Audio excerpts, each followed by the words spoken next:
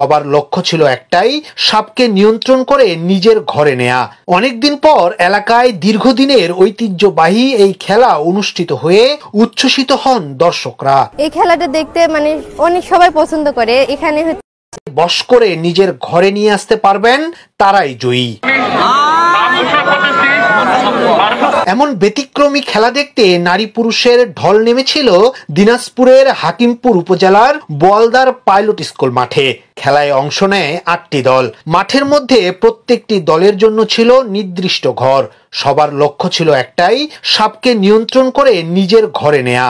অনেকদিন পর এলাকায় দীর্ঘদিনের ঐতিহ্যবাহী এই খেলা অনুষ্ঠিত হয়ে উচ্ছ্বসিত হন দর্শকরা। এই খেলাটা দেখতে অনেক সবাই পছন্দ করে। এখানে সাপের সাপ যাই মন্ত্র পড়ে নিয়ে যেতে পারে তার কাছে যায়। দেখতে আমাদের অনেক ভালো লাগে, এই জন্য এটা দেখতে সবাই ভিড় করে। আমাদের এই পাতা খেলা ভালো লাগে, এই জন্য আমরা আসছি। এই পাতা খেলা যার কাছে সাপটা চলে যাবে সে বিজয় হবে, এটাই দেখার জন্য আমরা সবাই আসছি। না, এই পাতা খেলাটা সবসময় দেখা যায় না, তবে বিশেষ বিশেষ সময় এই পাতা খেলাটা গ্রাম অঞ্চলে আর কি চলে। খেলাটা দেখে খুবই ভালো লাগতেছে, আর আমরা চাই যে এরকম খেলা আরো ভালো হোক, আর প্রচুর দর্শক হয়, সবাই আসে, যা বলার মতো না এই খেলাটা দেখার জন্য। খেলায় অংশ নেয়া খেলোয়াড়রা জানান, কোনো পুরস্কারের আশায় নয়, দর্শকদের বিনোদন দিতেই খেলায় অংশ নিয়েছেন তারা। এই খেলাটা আমরা খেলি, যেখানেই খেলা হোক আমাদের বোয়ালদার থেকে আমরা খেলাতে যাই, এবং আজকে আমাদের যেহেতু গ্রামেই খেলাটা হচ্ছে এজন্য আজকে আমরা একটা ঘর নিছি, তারাও নিছে, এই যে মিলে 8টা টিম মিলে আমরা নিচ্ছি।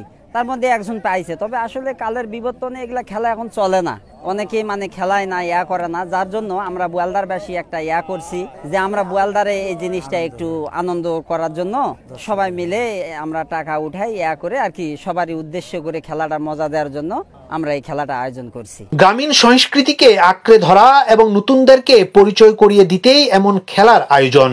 সহযোগিতা পেলে আগামীতে আরো বড়সড় করে খেলার আয়োজন করা হবে বলেন আয়োজকরা।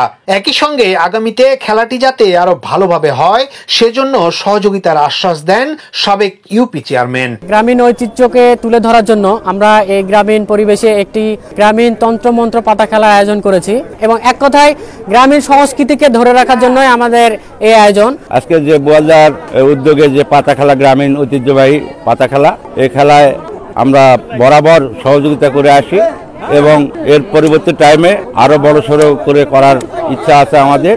আমি সবসময় সহযোগিতা করতে থাকবো, এবং বোয়ালদার ইউনিয়নের যে কোনো জায়গায় আমার সহযোগিতা থাকবে। হারিয়ে যাওয়া ঐতিহ্যবাহী এই খেলার নাম পাতা খেলা। এ খেলায় 8টি দলে অংশ নেন 40 জন খেলোয়াড়। এতে চ্যাম্পিয়ন হন মাইচান বোয়ালদার। খেলা শেষে জয়ী দলকে একটি খাসি আর রানার্স আপ দলকে রাজহাঁস পুরস্কৃত করা হয়।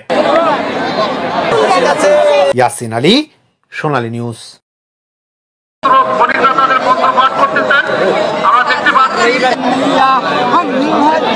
চারিদিকে উপচে পড়া দর্শকের ভিড়, মাঝখানে দাঁড়িয়ে একটি কলা গাছ, তার পাশেই ঘুরছে একটি বিষধর সাপ।